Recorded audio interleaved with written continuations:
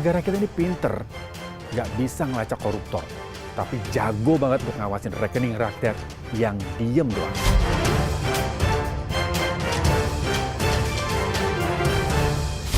Ternyata bukan cuma orang yang bisa menganggur. Sekarang rekening pun bisa dianggap nganggur dan langsung diblokir sama pemerintah. Iya bro, rekening yang cuma diem, nggak ada transaksi 3 bulan sampai 6 bulan, dicurigai. Tapi anehnya, rekening koruptor yang kerja keras muterin uang haram, belum ada kabar tuh disentuh sama pemerintah. Cakep kan? Selamat datang di negara di mana jadi rakyat itu susah. Bahkan rekening lo pun nggak boleh istirahat. Analisis transaksi keuangan atau PPATK lagi rajin nih, bersih-bersih. Tapi yang disapu duluan malah debu di warung rakyat. PPATK ngumumin rekening yang nggak aktif selama 3 bulan bisa dianggap dorman atau diblokir sementara. Nah, apa itu dorman? Jadi rekening dorman, rekening yang nggak ada transaksi, penarikan, penyetoran, atau transfer dalam periode tertentu. Biasanya 3-6 bulan. Nah, menariknya, ada 140.000 rekening dorman yang tidak aktif selama lebih dari 10 tahun. Iya, 10 tahun. Di situ ada dana mengendap 428 miliar rupiah. Kebijakan blokir rekening ini katanya sih demi mencegah penyalahgunaan rekening untuk tindak pidana kayak judi online, kemudian pencucian uang, dan jual beli rekening. Niatnya bagus, tapi kayaknya ada yang salah target. Ini kan jadi kayak mau nangkap tikus, tapi caranya bakar rumah. Coba kita dengar deh penjelasan dari PPATK soal ini.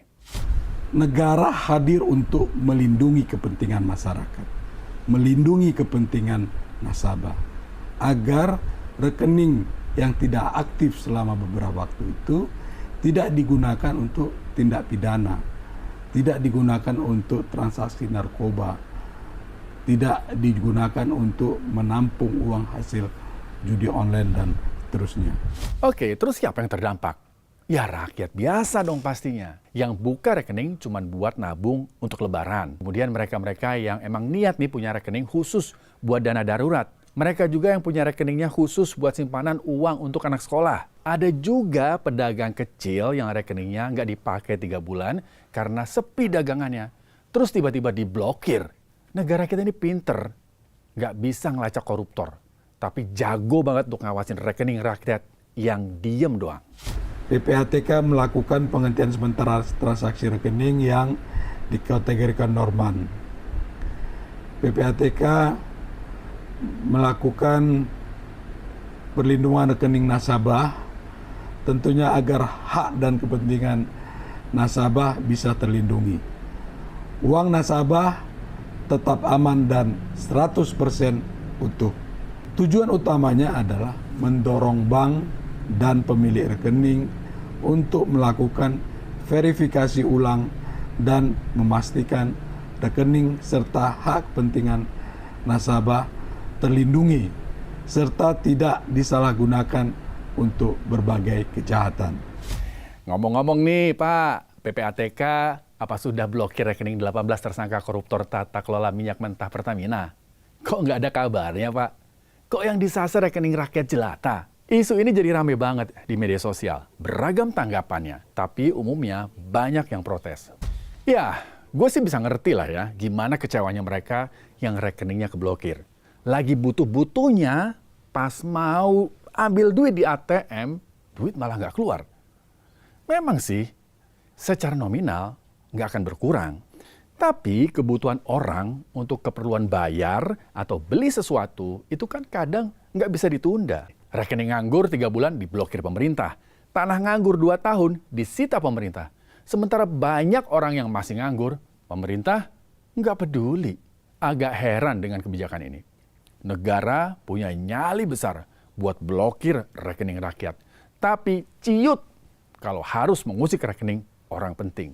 Apa kabar Pak kasus rekening gendut?